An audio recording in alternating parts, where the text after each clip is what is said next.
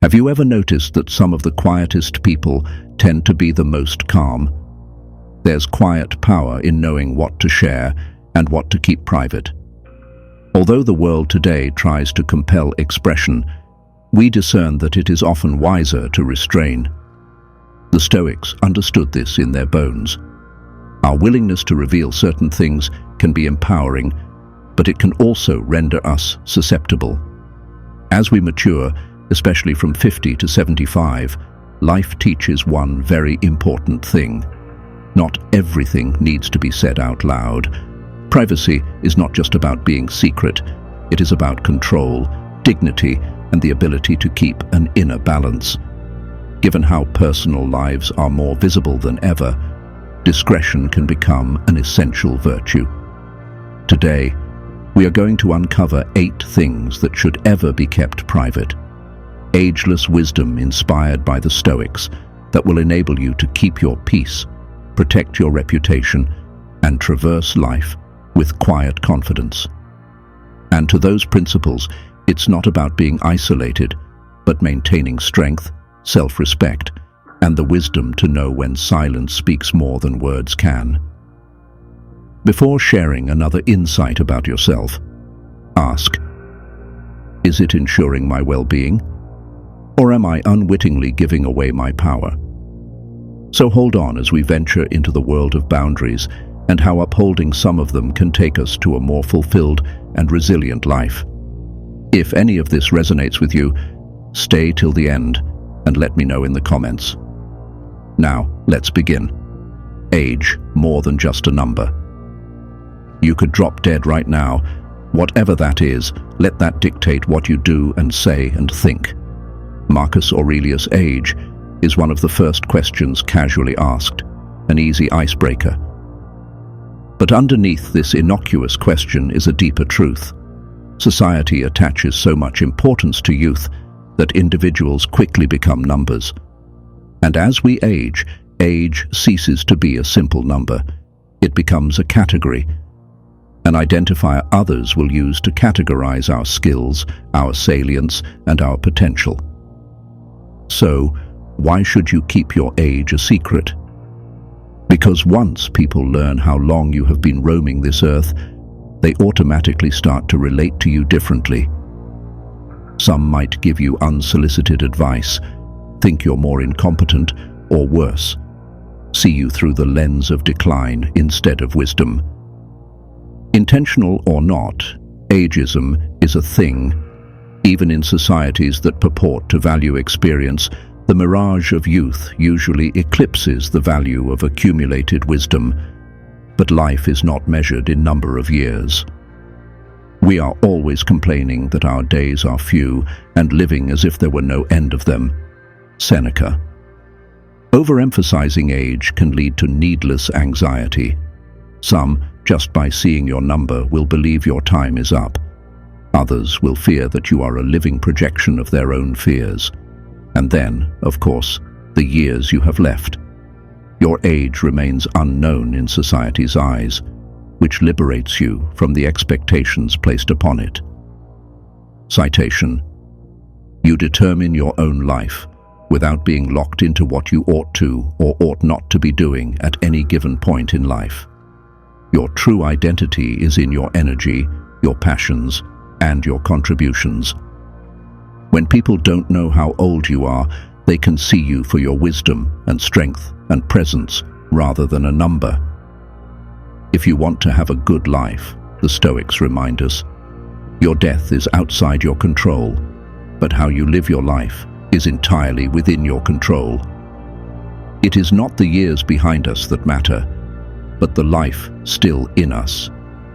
If you stop focusing on time that has passed, there's so much to do that's ahead of you. Your age is private information, not a secret, but an act of wisdom.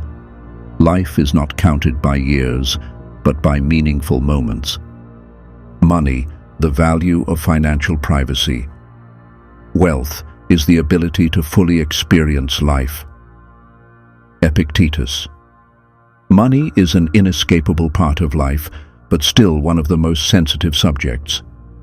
By the time we hit our 50s and beyond, Our financial situations may be well established, or we might still be working toward that stability. What we have, what we believe we have, are irrelevant to the Stoics. They regard wealth as internal and self-sufficient. But why is financial privacy so important? Because whether you're loaded or broke, revealing your financial state alters how people see you. Wealth attracts others to you, but it doesn't attract them to you as a human being, but to you as a resource. Friends and family may anticipate favors, loans, or financial help. When generosity is taken for granted, it is no longer kindness. It is a duty. And this can breed resentment, as well as lead to where the relationship that was once authentic turns transactional. If you do, however, and your experience at home was more on the poorer side, you're likely to be shown either judgment or pity. And as you know all too well, in a society that often equates financial success and personal worth, if not worthiness, people may conclude that your challenges are due to bad choices rather than challenging circumstances. It is the man who craves more, not the man with too little, who is poor. Seneca. You are worth more than a bank account. You are your character, your wisdom, your steps. Keeping your finances to yourself gives you dignity and independence. It protects you from needless scrutiny, though, and keeps your wealth, or the lack of it, from becoming a defining feature of who you are. There's an old saying, money talks, real wealth whispers. It is not necessary to show a wealthy life to the public. Regardless, for those who have plenty or no, let those dewy coins be just your concern. Strength is in silence. Family matters, the sacredness of private affairs. Be forgiving to others and demanding of yourself. Marcus Aurelius. Family can be our greatest strength, but family can also be a source of struggle. The bonds we have with our parents, our children, and our siblings, our extended relatives, builds up over years of shared experience, love, sacrifice, and occasional conflict. Any family has its problems, but the wise know that not every issue needs to leave the house. What do family conflicts have to do with public? Because once broken, trust is hard to restore. By sharing family conflicts with others, we are inviting criticism, gossip, and meddling from people who do not have the full context. Problems that might have been settled behind the scenes become public dramas, and injuries that could have healed quietly are aggravated by the viewpoints of people who were not ever part of the plot. As the Stoics remind us, we can't control the language or behaviors of others, but we can control our responses. You have 2 ears and 1 mouth that you may listen twice as much as you speak. Epictetus. Discretion is often the best course when dealing with family matters. With free talk of conflicts, relationships are damaged, and family members are deprived of the respect due to them. It is not possible that to ignore the problems. It is that the matters are handled with wisdom. An eye-to-eye approach to conflict is humanizing, whereas social media exposes even our best and brightest moments and things to cruel judgment, often behind the cover of a hashtag. As we age, we consider our missteps, regrets, and unresolved conflicts. Yet by preserving the sanctity of family, we can foster the opposite kind of atmosphere, one in which healing is ongoing, where a relationship can blossom free from the stain of outside contact. Sustain your family by upholding its confianza. In an oversharing world, the greatest wisdom is in knowing when to be mute. Health is a personal matter. Medications. You have power over your mind, not outside events. Know this, and you will find strength. Marcus Aurelius. Health is one of the great equalizers of life. As alluded to above, no matter how powerful or wise, we all age naturally, with similar movement, speaking, thought processes, etc. As we enter our 50s and beyond, staying healthy is a high priority. Some people manage chronic conditions, some are dependent on medications, and many have treatments to preserve their quality of life. Although health is a universal subject, the particulars of your medical history have no business being public. Why is this important? Because sharing too much about your health can change how others see you. As soon as you mention a medical condition, people may cease to regard you as a whole person, but rather as an illness. Discussions that used to center on what you're going through and what you've learned might turn to symptoms, treatments, and worries about your health. Well-meaning as these people may be, this change in dynamic can be limiting. You're not just a patient, you're a human being who has lived a life of learning, accomplishment, and service. Moreover, talking about health problems tends to elicit unsolicited advice, and well-meaning friends and acquaintances will impose the cure of the moment, whether it is pre-masticating food, following an extreme diet, or taking homeopathic medicine, most of which are unsupported by scientific evidence.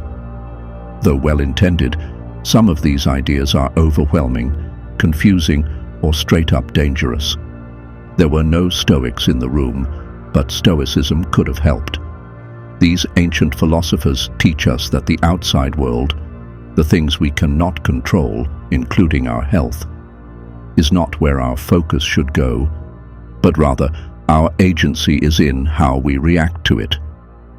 Sometimes to live is an act of courage. Seneca. Another important reason to keep from sharing health information is to protect your own peace of mind. Nothing breeds unnecessary concern, judgment, or pity like aka excess in our medical issues. Some will think they need to tiptoe around you, while others will push you to do things they think will help because they have scared themselves into thinking that might be the answer. Medical privacy, then, gives you power over your own narrative. You choose how you want to be seen, not through the lens of someone else's worry or assumptions, but as the person you really are. That doesn't mean you should sit in silence and suffer. Cannot overstate how important seeking professional advice and confiding in trusted loves ones can be. But sharing your health struggles with a broad audience usually brings more harm than good. The Stoics remind us that the cure for our burdens is not to lament them, but to carry them if we must, and carriage we do. Your health is exclusively yours. Protect it, not just physically, but also emotionally and mentally. Eat well, be wise, stay peaceful, and remember that who you are is so much bigger than any condition or treatment. Myth: the divinity of individual relationships. The happiness of your life depends upon the quality of your thoughts. Marcus Aurelius. Our sex lives are some of the most private parts of our lives. Time does not erase love, connection, and desire.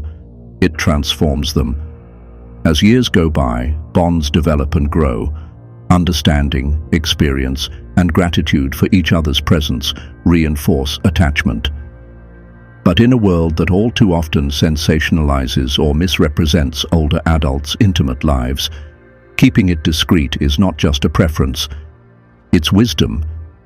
It is something sacred that needs to be safeguarded, the Stoics warns us. Intimacy is not designed for public conversation. When the details of one's private life are shared too freely, they invite judgment, speculation, and misinterpretation. Others interject their preconceived notions and prejudices, turning something significant into mere gossip. Maintaining the privacy of your intimate life is not really about being secretive. It is more about being respectful. Enjoy present pleasures in such a way that you do not injure future ones. Seneca. Being too public about one's romantic life has a way of robbing it of heft. True intimacy grows in solitude. It's based on trust between two people, not on the opinions of others. If we share too much, We allow people to invade something that should be between us and our partners. In addition, our emotional and physical needs may transform with age. But the need for dignity and discretion does not change. None of this is news. Oversharing invites scrutiny and makes personal matters fodder for even the most needless of conversations. Maintaining your private life off the records means you are in charge of your own narrative, and you get to decide how you want to portray yourself. The Stoics say that wisdom is in restraint, that strength is in silence, that success does not need a witness. Your intimate life should be a source of joy, not a spectacle. Defend what is holy, which also keeps its meaning. 2. Charity, the soft power of generosity. Do not waste whatever remains of your life in speculation about others. Live according to your own values, not external approval. Marcus Aurelius. Generosity does not need an audience.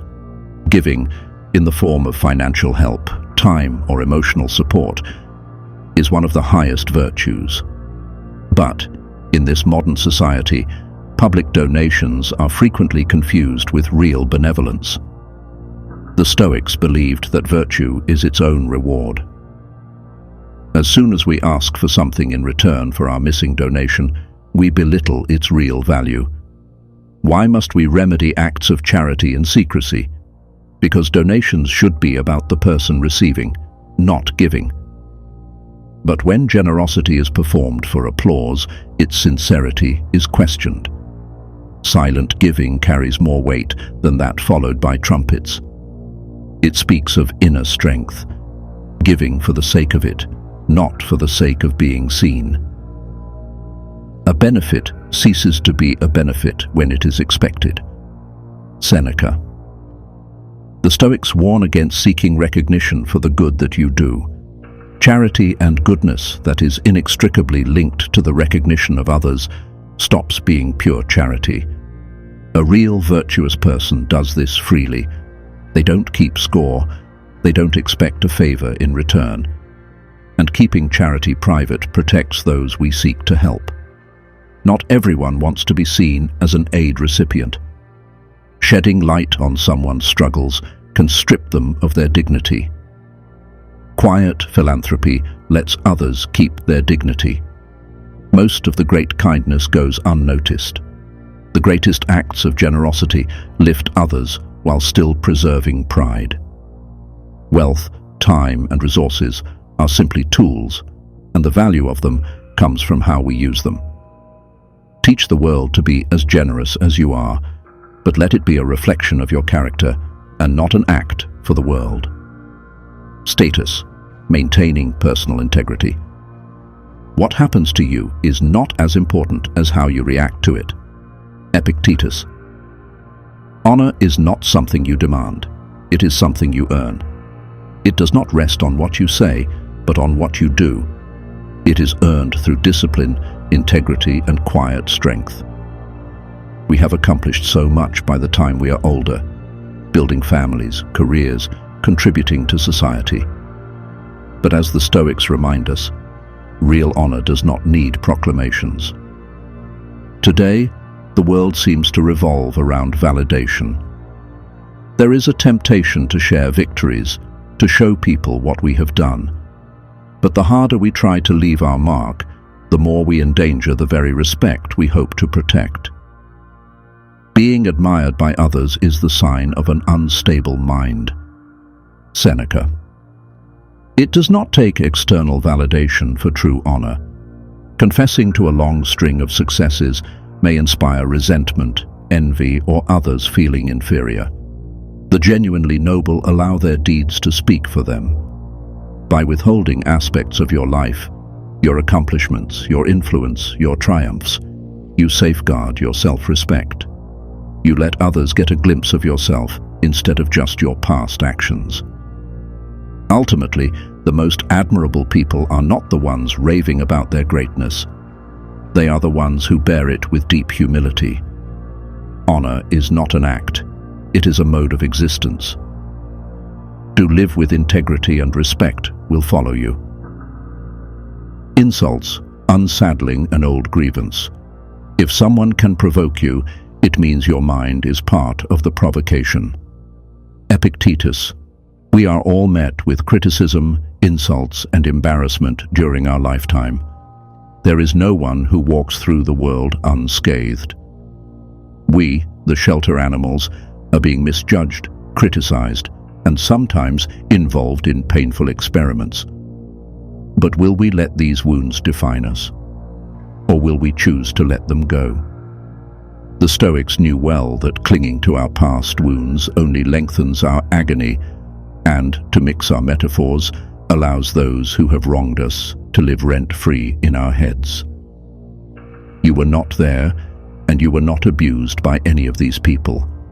We take an instant of disrespect and make it a permanent burden.